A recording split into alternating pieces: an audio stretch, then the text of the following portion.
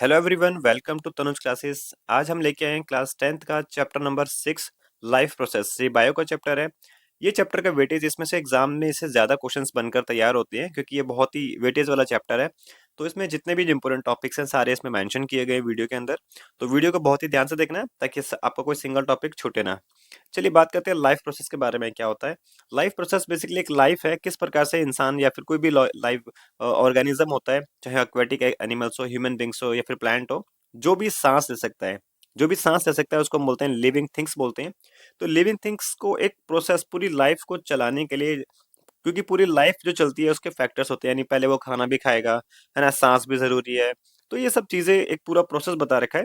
तो इसमें बोल रहे हैं कि लाइफ प्रोसेस के बारे में, all the living living things perform certain life process like growth, excretion, respiration, circulation. ये एक लाइफ का प्रोसेस है जिसमें जिंदा रहने के लिए ये सारा प्रोसेस बॉडी के अंदर होता है। जैसे all the process like respirations, digestions, which together keep the living organism alive and perform the job of body maintain are called life process. जब बॉडी एक साथ ये सारे काम करती है पूरे लाइफ प्रोसेस के अंदर। जैसे हम बात करते हैं लाइफ प्रोसेस क्या चीज होता है। देखो लाइफ प्रोसेस में सबसे पहले होता है ग्रोथ। ग्रोथ इट मीन्स कि इसमें न्यूट्रिशन आता है कि आप ग्रोथ मतलब बॉडी को ग्रो करने के लिए खाना चाहिए, यानी न्यूट्रिशन चाहिए। तो न्यूट्रिशन भी इसमें पढ़ेंगे। फिर नेक्स्ट है इसमें डाइजेशन। जब खाना खा लेते हैं तो बॉडी में जो है डाइजेशन किस प्रकार से होता है वो होता है। और डाइजेशन होने के लिए रेस्पिरेशन, देखो रेस्पिरेशन हम बॉडी में ब्रीथिंग किस प्रकार से लेते हैं, वही हमारा बॉडी के अंदर जब हम डाइजेशन करते हैं तो ब्रीथिंग भी इसमें रोल देती है, मतलब उसका भी ब्रीथिंग का भी रोल होता है इसके अंदर। सर्कुलेशंस के बारे में पढ़ेंगे, हमारी बॉडी में किस प्रकार से जो है ब्लड सर्कुलेशन होता है। नेक्स्ट है एक्सक्रीशन। तो हमारा जितना भी बॉडी के अंदर जो न्यूट्रिशंस डाइजेस्ट हो जाते हैं तो उसको वेस्ट मटेरियल को एग्जिट करने के लिए तो एक्सक्रीशन प्रोसेस के माध्यम से एक्सक्रीशन करते हैं। चलिए फर्स्ट पॉइंट इसमें बता रखा है, ग्रोथ का इसमें दिया हुआ है। तो न्यूट्रिशंस के बारे में इसमें हम पढ़ेंगे। नेक्स्ट है, देखो इस वीडियो में जो है हाफ, मतलब इसमें 3 पॉइंट इसमें दिया हुआ है। नेक्स्ट वीडियो मतलब पार्ट 1 में, वीडियो में जो है तीनों पॉइंट है, ग्रोथ, डाइजेशन और रेस्पिरेशन। और जो सेकंड पार्ट है यानी पार्ट नंबर 2 में जो है वीडियो के, उसमें सर्कुलेशंस और एक्सक्रीशंस होगा। ठीक है, तो यहाँ पर हम पढ़ेंगे अभी फर्स्ट टॉपिक हमारा ग्रोथ के बारे में। ये जो ग्रोथ के लिए न्यूट्रिशन किस प्रकार से इंपॉर्टेंट है उसके बारे में स्टडी करेंगे। चलिए देखिए, the whole process by which an organism body obtain it food. यानी जब हम खाना खाते हैं, मतलब जो भी हम खाने में लेते हैं, चाहे हम रोटी लें, सब्जी लेते हैं, तो जितना भी खाने के तौर पर हम जो बॉडी के अंदर एंटर करते हैं तो ये सारा हमारा न्यूट्रिशन के अंदर आता है। अब उसके अंदर किस प्रकार से न्यूट्रिशन है उसके अंदर, अ, देखो एक फूड के अंदर जो है विटामिन होता है, राइट। इसके अंदर जो है कार्बोहाइड्रेट होता है। फिर इसके अंदर जो है फाइबर होता है, वाटर होता है, रफेज होता है, फैट होता है। तो ये सारे फैक्टर्स हैं जो फूड के अंदर होना चाहिए। तो न्यूट्रिशन देखो दो प्रकार से इसमें न्यूट्रिशन को डिवीजन किया हुआ है। एक तो न्यूट्रिशन जो प्लांट लेते हैं और एक जो एनिमल्स लेते हैं। तो प्लांट जो लेते हैं, ऑल प्लांट्स यानी प्लांट आर ऑटोट्रॉप्स। तो ऑटोट्रॉप्स का मतलब होता है जो अपना खाना खुद से बनाते हैं। सेल्फ, ऑटो मतलब होता है खुद से काम बनना, अपना काम करते हैं। ठीक है। And can make their own food, जो अपना खाना बना सकते हैं अपने आप से। एनिमल्स में क्या होता है, एनिमल्स आर हेटरोट्रॉप्स। हेटरोट्रॉप्स का मतलब होता है जो दूसरों पर डिपेंड होते हैं, right. And depend on plants और other animals of for their food. अपने खाने के लिए वो प्लांट या फिर अदर एनिमल पर डिपेंड होते हैं। तो ऐसे न्यूट्रिशंस को बोलते हैं हम कौन सा, हेटरोट्रॉप्स, जो हम दूसरों पर डिपेंड होते हैं खाना खाने के लिए। इसमें मोड ऑफ न्यूट्रिशंस, तो न्यूट्रिशंस दो प्रकार से, एक हो गया ऑटोट्रॉप्स, एक हो गया हेटरोट्रॉप्स, अभी ऊपर देखा था हमने। तो ऑटोट्रॉप्स क्या चीज होते हैं, kind of nutrition in which inorganic materials like CO2 and water etcetera are utilised to prepare organic food by the process of photosynthesis. For example green plants, जितने भी जो ग्रीन प्लांट्स यानी ऑल ग्रीन प्लांट्स। तो autotrophs क्या होता है, जो अपना खाना खुद से बना सकता है। एनवायरनमेंट से जो है कार्बन डाइऑक्साइड, वाटर, राइट, ये सब चीज लेकर प्लांट क्या बनाता है, अपना खाना खुद से बनाता है, तो उसको बोलते हैं ऑटोट्रॉप्स। हेटरोट्रॉप्स क्या होता है, kind of nutrition in which organism do not process the ability to synthesize their own food. They depend on autotrophs for their food supply directly or indirectly, like fungi, animal, और हम human beings भी हेटरोट्रॉपिक्स हैं, दूसरों पर depend हम खाना खाने के लिए। तो इसमें बता रखा है जो अपना खाना खुद से नहीं बना सकता, जो दूसरों पर डायरेक्टली या इनडायरेक्टली डिपेंड होता है, ऐसे न्यूट्रिशंस को बोलते हैं हम हेटरोट्रॉपिक न्यूट्रिशंस बोलते हैं, जो कि एनिमल्स भी होते हैं। देखो एनिमल्स भी क्या करते हैं, दूसरों पर डिपेंड होते हैं। फंगी हो गए, दूसरों पर डिपेंड होते हैं। ऑटोट्रॉप्स की बात करें, ऑटोट्रॉपिक न्यूट्रिशंस की, the organism which carry out autotrophics nutritions are called autotrophs. जो अपने आप से खाना कैरी करता है, जितने भी जो ग्रीन प्लांट्स हैं सारे ऑटोट्रॉप्स में आते हैं। तो ऑटोट्रॉप्स जनरली क्या होता है, ये सिंपल ऑर्गेनिक मटेरियल को कन्वर्ट करते हैं complex high energy molecules carbohydrate में, और autotrophics nutrition in the process by which autotrophs like CO2 and H2O convert this into carbohydrate in the presence of chlorophylls. Chlorophyll sunlight is called photosynthesis. तो photosynthesis के अंदर देखो, मान लो एक plant है, तो प्लांट को जो है फोटोसिंथेसिस जो एक प्रोसेस है, इसमें उसको क्या चाहिए, देखो जमीन से प्लांट को चाहिए होता है वाटर, ठीक है। और क्या चाहिए होता है, बहुत सारे जो मिनरल्स होते हैं लाइक फास्फोरस, मैग्नीशियम, ठीक है। तो यहाँ पे चाहिए उसको मिनरल्स हो गया। फिर इसके बाद सनलाइट से उसको जो है, मतलब सन से उसको सनलाइट चाहिए, राइट, ये सनलाइट हो गया। और एनवायरनमेंट से जो है एटमॉस्फेयर से उसको चाहिए CO2। तो ये इसके फैक्टर हैं। ये सब होने के बाद एक प्लांट अपना खाना खुद से ही बना लेता है, तो ऐसे इसको बोलेंगे ऑटोट्रॉप्स बोलते हैं, ठीक है। तो एक खाना बनाता है, यानी एक फोटोसिंथेसिस का एक इक्वेशन दिया हुआ है, देखिए। तो CO2, ये इसमें जो है 6 मॉलिक्यूल्स दिया हुआ है। तो यानी कार्बन डाइऑक्साइड चाहिए प्लांट को, वाटर चाहिए, किसके प्रेजेंस में, सनलाइट की प्रेजेंस में, और क्लोरोफिल की प्रेजेंस में। तो जब ये सब उसको मिल जाता है प्लांट को, तो वो रिएक्ट करता है और बदले में क्या देता है, ये ग्लूकोज देता है, ऑक्सीजन देता है और वाटर देता है। जो ऑक्सीजन हम लेते हैं ना, तो वो ये वाली ऑक्सीजन देता है। तो ये इक्वेशन एक बार लर्न कर लीजिएगा। जब आप रेस्पिरेशन का इसमें डालोगे, ऑटोट्रॉप्स वाले फोटोसिंथेसिस में डालोगे, तो उसको आपको डालना है, ठीक है, ये इंपॉर्टेंट है आपका। नेक्स्ट बता रखा है रॉ मटेरियल फॉर फोटोसिंथेसिस। तो इसके लिए रॉ मटेरियल क्या क्या चीजें होती हैं, तो अभी मैंने यहाँ पे समझाया था, फिर भी एक बार देख लीजिएगा। सनलाइट होती है, क्लोरोफिल होती है। क्लोरोफिल क्या चीज होता है, देखो ये क्लोरोफिल एक्चुअली क्या है, सनलाइट को अब्जॉर्व करती है। क्लोरोफिल जो है सनलाइट को अब्जॉर्व करती है।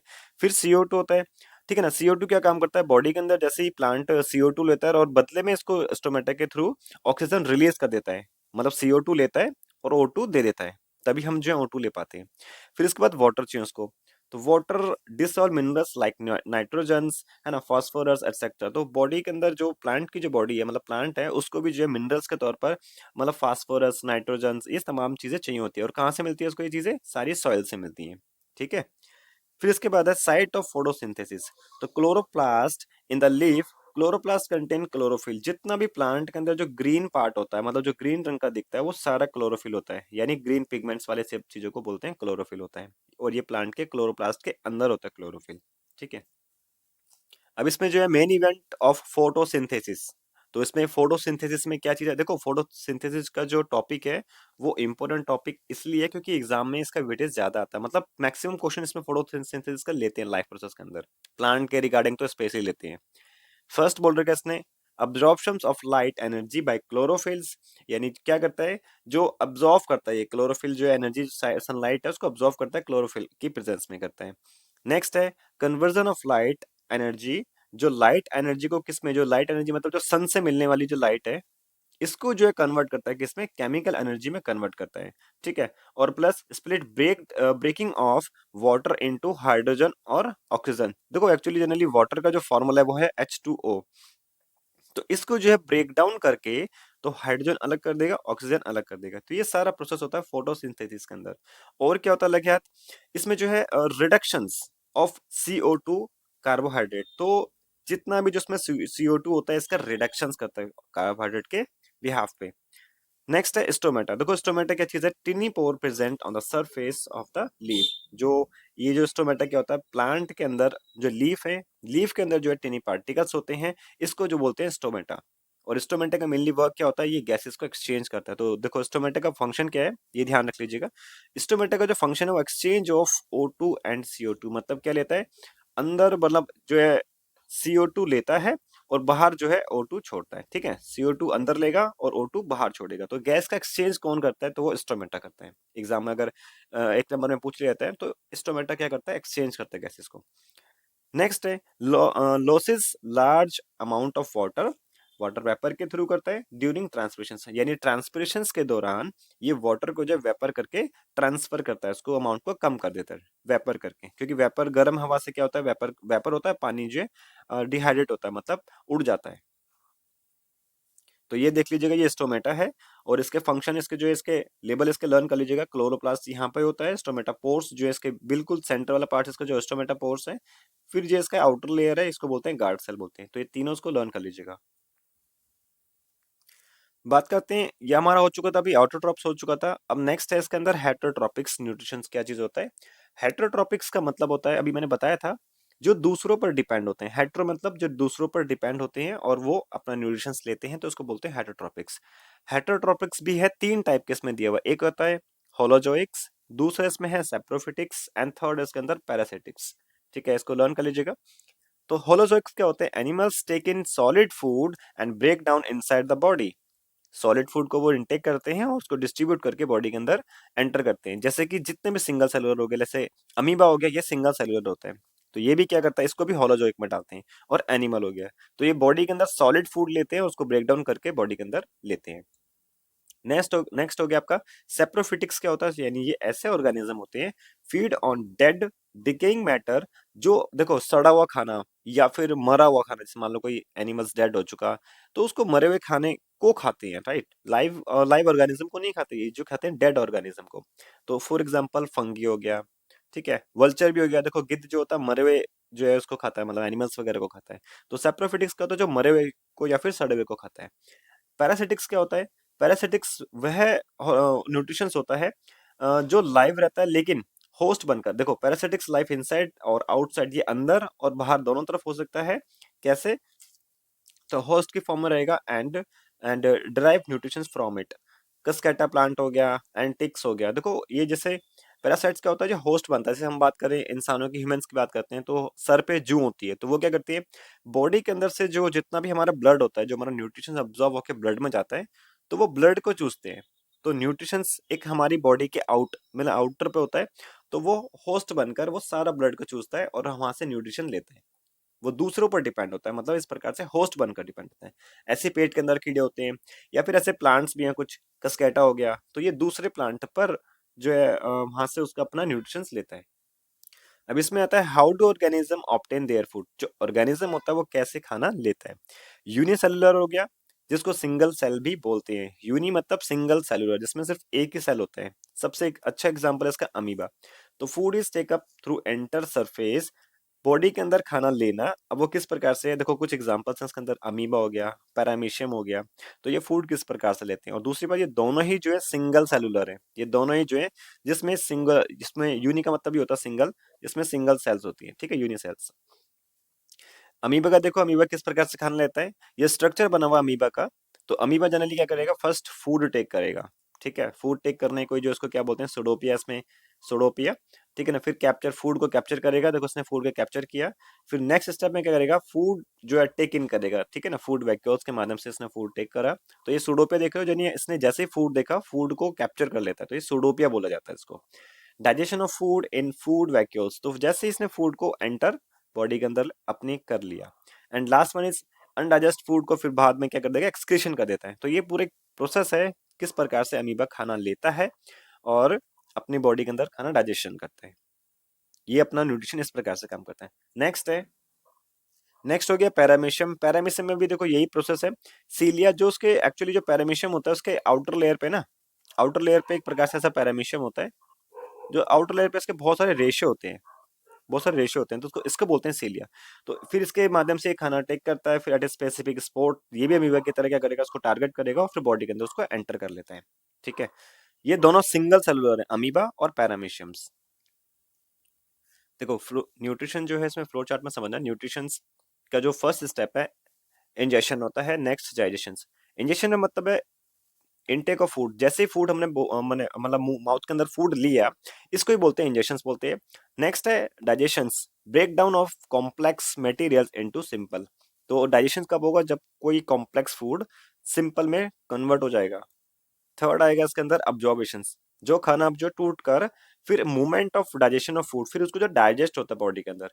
फिर फोर्थ है इसके अंदर यूटिलाइजेशन ऑफ फूड, यानी जितना भी उसके अंदर न्यूट्रिशंस बॉडी के अंदर जरूरी होता है, जो चाहिए होता है, वो यूटिलाइज करेगा, और फिर बाकी जो वेस्ट बचेगा वो आगे ट्रांसफर हो जाएगा, फिर उसको बोलते हैं इजेशन, यानी removals of waste product body से आउट हो जाता है। तो ये बता रहेगा different organism utilize different nutrition process as it depend upon the source of carbon from the food is taken. तो फूड जैसे लेते हैं वो लास्ट में कैसे ट्रेवल करता है, पूरा प्रोसेस इसमें जो है समझा रखा है। देखिए इसमें समझिएगा न्यूट्रिशन इन ह्यूमन बींग्स। तो ह्यूमन बींग्स के अंदर न्यूट्रिशन किस प्रकार से बॉडी में एंटर करता है। सबसे पहले जो है माउथ, माउथ के अंदर पहले खाना जाता है। यहाँ से देखिएगा स्टेप समझना, यहाँ से माउथ से खाना एंटर होगा, फिर टीथ इसको जो है ग्राइंड या फिर च्यूइंग करेंगे, टंग इसको जो है रोलिंग करेगी, टेस्टिंग करेगी, फिर आगे खाना पुश कर देगी। फिर जो है इसके बाद है स्लाइवरी ग्लैंड। तो स्लाइवरी ग्लैंड से जो है एक हार्मोन रिलीज होता है, वो स्लाइवा रिलीज होता है। तो स्लाइवा क्या करता है, बेसिकली फूड को जो है थोड़ा स्मूथ कर देता है, चिपचिपापन कर देता है, ताकि फूड आगे से एंटर हो जाए। फिर म्यूकस, ये हमारे एंजाइम्स होते हैं, ताकि फूड को इजीली जो है ब्रेक डाउन करके डाइजेस्ट करने का काम करते हैं, स्टार्च की फॉर्म में और स्लाइवरी की फॉर्म में। तो ये हमारा हो गया स्टार्टिंग का फर्स्ट, माउथ के अंदर जो है किस प्रकार से वर्क करता है। नेक्स्ट आता है इसोफेगस, यानी देखो फूड हमारा पहले जो माउथ के अंदर था, अब फिर इसके बाद जैसे माउथ के अंदर ये सारा खाना चबा के जब नीचे इधर की साइड आएगा, तो अभी आएगा ये इसोफेगस, इसको बोलते हैं पूरे इसोफेगस। तो इसोफेगस के अंदर taking food from mouth to stomach by peristaltic movement. तो अब जैसे ही खाना यहाँ से इसोफेगस से होता हुआ स्टोमक की तरफ जो कन्वर्ट होगा, तो थर्ड आएगा इसके बाद स्टोमक में। तो यहाँ से खाना जो चले गया स्टोमक के अंदर, तो ये हमारा स्टोमक होता है, राइट। तो स्टोमक के अंदर जाने के बाद यहाँ पे जो है गैस्ट्रिक ग्लैंड्स क्या रिलीज करती है, एक गैस्ट्रिक जूस रिलीज करती है, ठीक है। जो खाना जो पचता है, देखो यहाँ पे एक फूड आकर यहाँ पे बैठ गया, मतलब यहाँ पे आके जो है खाना आ गया स्टोमक के अंदर। अब इसके अंदर ग्लैंड होती है जो उसको रिलीज करेगी। तो इस ग्लैंड के अंदर भी तीन प्रकार के जो गैस्ट्रिक जूसेस में तीन प्रकार के एंजाइम्स होते हैं। पहला होता है, देखो ये मोस्ट इंपोर्टेंट, मैं इसको स्टार बना देता हूँ, ये मोस्ट इंपोर्टेंट है, ये एग्जाम में अक्सर आते हैं, बहुत इंपॉर्टेंट चीज है। तो गैस्ट्रिक जूस कहाँ से रिलीज होता है, क्वेश्चन पूछेगा, तो ग्लैंड्स जो है गैस्ट्रिक ग्लैंड्स होते हैं, ठीक है। गैस्ट्रिक जूस जूस के अंदर कौन कौन से एंजाइम्स होते हैं, तो तीन इसमें जो होते हैं, एक होता है पेप्सिन होता है, एक होता है एचसीएल, एक होता है म्यूकस। तो जो एचसीएल है ये स्ट्रॉन्ग एसिड भी है, तो याद रखना ये स्ट्रॉन्ग एसिड भी है, इसका ध्यान रखना। अच्छा, इनके तीनों का वर्क क्या होते हैं, जब फूड बॉडी के अंदर होता है तो इन तीनों एंजाइम्स का वर्क क्या होता है। तो बेसिकली जो पेप्सिन होते हैं, ये enzymes that break down protein, जो पेप्सिन होते हैं खाने को प्रोटीन में कन्वर्ट कर देते हैं, ठीक है ना, प्रोटीन को तोड़ते हैं, मतलब जो बॉडी के अंदर जो प्रोटीन होगा उसको तोड़ने का काम करते हैं, ब्रेक डाउन करते हैं। एचसीएल का काम करेगा, यानी मेक मीडियम एसिडिक, ये जो पेट के अंदर एसिडिक मीडियम को बनाए रखेगा, एसिडिक नेचर को बनाए रखेगा।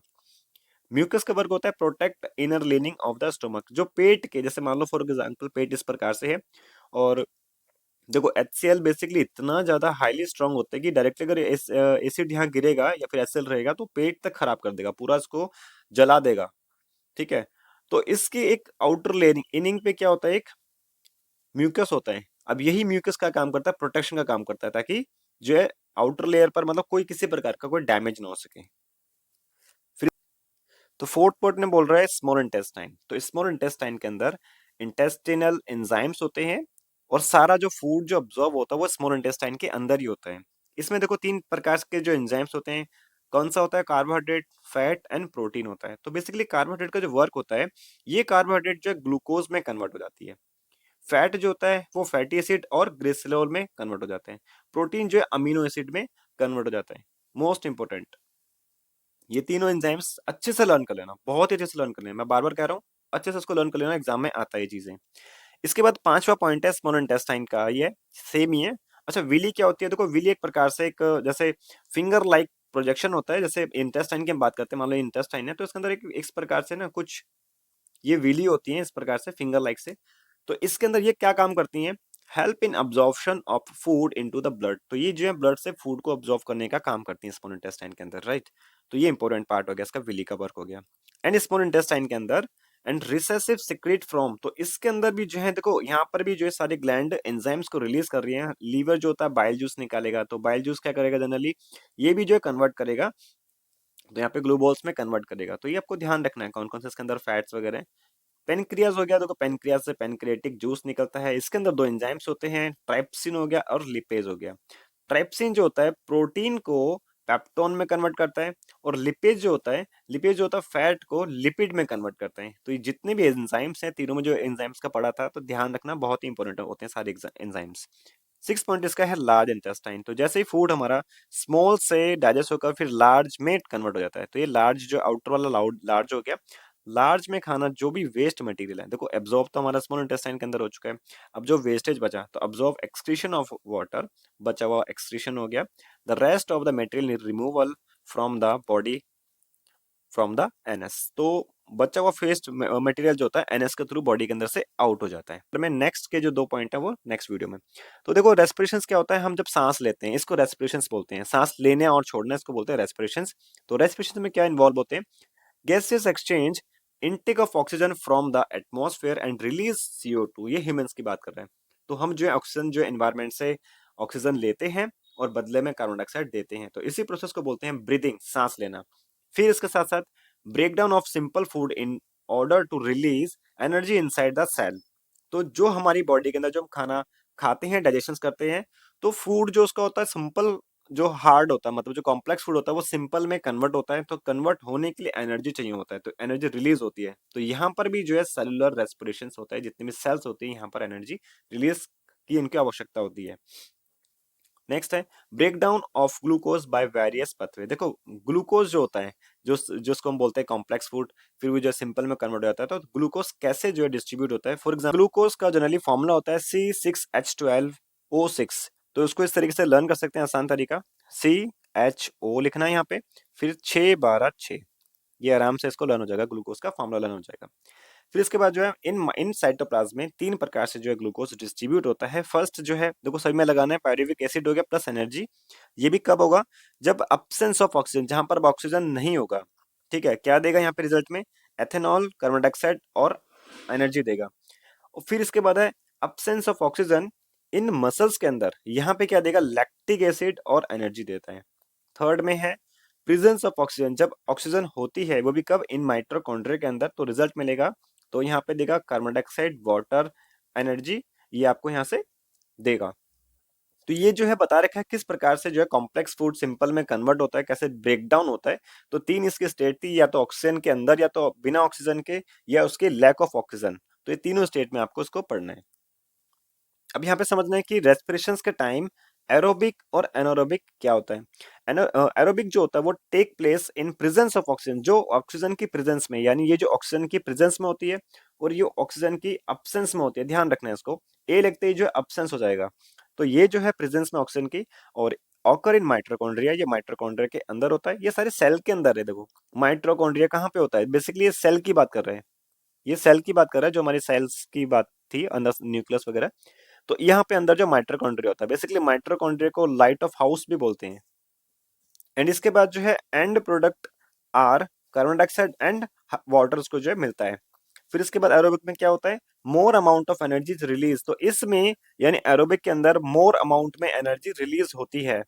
इसका जस्ट अपोजिट बात करते हैं एनारोबिक्स में, take place in the absence of oxygen होता है, ऑकर इन द साइटोप्लाज्म में होता है, यहाँ पे माइटोकॉन्ड्रिया में होता है। ध्यान रखना एरोबिक जो होता है माइटोकॉन्ड्रिया, और एनारोबिक जो होता है साइटोप्लाज्म, इसका ध्यान रख लीजिएगा। फिर एंड प्रोडक्ट्स आर अल्कोहल और लैक्टिक एसिड, यहाँ पे जो है अल्कोहल मिलता है और लैक्टिक एसिड मिलता है, ठीक है, ध्यान रखना इस चीज को। फिर इसके बाद less amount of energy is release, इसमें जो एनर्जी कम रिलीज होती है क्योंकि यहाँ पे ऑक्सीजन की एब्सेंस में होता है, ठीक है। तो ये देखो जो एनारोबिक्स हो गया इसमें ये दोनों आते हैं, और एरोबिक में आपका सिर्फ ये आता है, इसका थोड़ा सा ध्यान रख लीजिएगा। ह्यूमन रेस्पिरेटरी सिस्टम, जो ह्यूमन रेस्पिरेटरी सिस्टम है इसको भी देख लीजिएगा, passage of air through the respiratory system. तो एयर मतलब जो कैसे एंटर होती है पूरी बॉडी के, इसने बता रखा है। फर्स्ट इज, ये सीक्वेंस एक बार लर्न कर लीजिएगा। तो पहले है नॉस्ट्रिल है, फिर नॉस्ट्रिल से होता हुआ नेसल पैसेज पैसेज तक जाता है, फिर नेसल कैविटी, फिरिंग्स, फिर लेरिंग्स पे जाता है, फिर ट्रेकिया में जाता है, ब्रोंकी में, फिर ब्रोंकियोल्स में जाता है, फिर एल्वियोली में जाता है, फिर ब्लड कैपिलरीज में जाता है, जो कि ये 4 पार्ट जो है आपके लंग्स के अंदर प्रेजेंस है। तो ये सीक्वेंस में इज इसको लर्न कर लीजिएगा, क्योंकि ये सीक्वेंस भी आपसे पूछा जाता है, या फिर इसमें से कोई एब्सेंस कर देगा, आपसे पूछा जाएगा कि ये इसमें बताइए यहाँ पे क्या आएगा। तो ये सीक्वेंस में आपको लिख लिख के लर्न करना है इसको। तो मैकेनिज्म ऑफ ब्रीथिंग, फर्स्ट है मैकेनिज्म और ब्रीथिंग किस प्रकार से होता है, इनहेलेशन होता है, फिर एक्सहेलेशन होता है। इनहेलेशन मतलब जब हम सांस को लेते हैं, इनका मतलब जब सांस लेते हैं, और एक्स का मतलब जो हम सांस छोड़ते हैं, ठीक है। During inhalation the thoracic cavity, जिसको चेस्ट कैविटी बोलते हैं, एक्सपेंड, ये जो है फूल जाती है। जब हम सांस लेते हैं तो देखो हमारी जो चेस्ट है वो फूल जाती है, क्योंकि उसके अंदर ऑक्सीजन भर जाती है या फिर गैसेस भर जाती हैं। फिर रिप्स लिफ्ट अप, देखो यहाँ डायग्राम से समझना, ये पूरा डायग्राम बना रखा है, इनहेलेशंस का बना रखा है। तो यहाँ पे क्या होता है, जैसे ही हम सांस लेते हैं तो हमारा जो डायग्राम्स, जो हमारा डायफ्राम्स है या फिर जो रिब है, जो रिब्स बेसिकली जो पसलियां होती हैं वो ऊपर की तरफ लिफ्ट कर जाती हैं। फिर diaphragm become flat in the shape, जो डायफ्राम होता है वो बेसिकली फ्लैट हो जाता है। यहाँ पे देखो डायफ्राम यहाँ पे दिखाया हुआ है, ये फ्लैट है। Volume of lung increase and air enter the lungs, obviously बात है जब हम इसके अंदर एयर इसके अंदर एंटर होगी तो जो लंग्स का साइज है वो तो फूलेगा ही, क्योंकि इसके अंदर क्या हो गया, देखो एयर इसके अंदर एंटर हो चुकी है, यहाँ समझना, ये जो एयर है इसके अंदर एयर यहाँ पर एंटर हो चुकी है तो ये फूल गया है। और इस वाले में देखना फूला हुआ नहीं है, कम है, क्योंकि यहाँ पे एयर निकल चुकी है। नेक्स्ट पॉइंट इसमें बता रखा है, एक्सलेशन क्या होता है, इसमें होता है thoracic cavity contracts and rib move downward, इसमें जो रिब डाउनवर्ड की तरफ जो मूव करता है। फिर इसके बाद डायफ्राम बिकम डोम शेप, देखो डायफ्राम की डोम शेप हो गया, ये बना हुआ है ना गुंबद जैसा शेप का बना हुआ है, तो ये डोम शेप हो गया। फिर वॉल्यूम ऑफ लंग डिक्रीज, तो जो लंग्स है उसका जो वॉल्यूम है वो डिक्रीज होगा, सारी एयर निकल जाएगी। जब सारी एयर निकल जाएगी तो ऑब्वियसली बात है जो उसका जो वॉल्यूम है वो डिक्रीज होगा, ठीक है। फिर इसके बाद and air exist from the lungs, जब बाहर एयर उसके निकलती है। तो ये डायग्राम्स है, इसको आप देख लीजिएगा, ये इनहेलेशन का डायग्राम है, जब सांस को लेते हैं यहाँ पे एयर इनटेक करेंगे और यहाँ पर एयर जो आउट करेंगे, तो आउट करने को बोलते हैं एक्सहेलेशंस बोलते हैं, और हवा जब मतलब एयर जब आप एंटर करते हैं तो उसको बोलते हैं इनहेलेशंस करते हैं। तो ये डायग्राम आप देख लीजिएगा और अच्छे से इसका आपको पता होना चाहिए इनहेलेशंस क्या चीज है, इसमें दोनों के डिस्ट्रीब्यूशन आप कर सकते हो, इसमें डिफरेंशिएट आप इजिली अब आप बता सकते हो, आप सारे पॉइंट इसमें मैंने मेंशन करे हुए हैं। नेक्स्ट है terrestrial organism use atmospheric oxygen for respiration, जितने भी जो धरती पे यानी जमीन पर रहने वाले ऑर्गेनिज्म होते हैं वो एटमॉस्फेरिक ऑक्सीजन को यूज करते हैं, मतलब वहां से ऑक्सीजन लेते हैं रेस्पिरेशन के लिए। लेकिन जो ऑर्गेनिज्म एक्वेटिक ऑर्गेनिज्म होते हैं, जो पानी में रहने वाले जो ऑर्गेनिज्म होते हैं, वो सारे जो होते हैं पानी में घुली हुई ऑक्सीजन का ही यूज करते हैं, यानी डिसॉल्व ऑक्सीजन का ही वो यूज करते हैं सांस लेने के अंदर, ठीक है। फिर रेस्पिरेशन इन प्लांट, प्लांट के अंदर रेस्पिरेशन कैसे होता है, respiration in the plant in similar than the respiration in animal and gaseous exchange occur through. First is stomata के थ्रू, बताया था इससे पहले भी, तो स्टोमेटा इन लीव्स, फिर जो है lenticels in stems and general surface of the root. तो ये बेसिकली जो होता है मेनली जो इसका जो होता है स्टोमेटा के थ्रू जो है ऑक्सीजन को एक्सचेंज करता है O2 को H2 में, ये प्लांट के अंदर इस प्रकार से होता है। और ह्यूमन जो होता है इन्वायरमेंटल से जो है लेते हैं, मतलब जो एटमॉस्फेरिक ऑक्सीजन का यूज करते हैं। इसी टॉपिक के साथ हमारी वीडियो कंप्लीट होती है। नेक्स्ट जो फोर्थ एंड फिफ्थ पॉइंट जो है नेक्स्ट वीडियो में बनाएंगे पार्ट 2 के अंदर। वीडियो पसंद आए तो लाइक करें, सब्सक्राइब करें, शेयर करें अपने दोस्तों में भी। और सबसे बड़ी बात, जो भी अगर आपको इस चैप्टर में मैंने पूरा इसमें कोर्स डाला हुआ है, डिस्क्रिप्शन में जाके सारे लिंक आप चेकआउट कर सकते हो, सारे चैप्टर के वहाँ पे लिंक इसमें जो इंक्लूड हो रखे हैं। Thank you so much.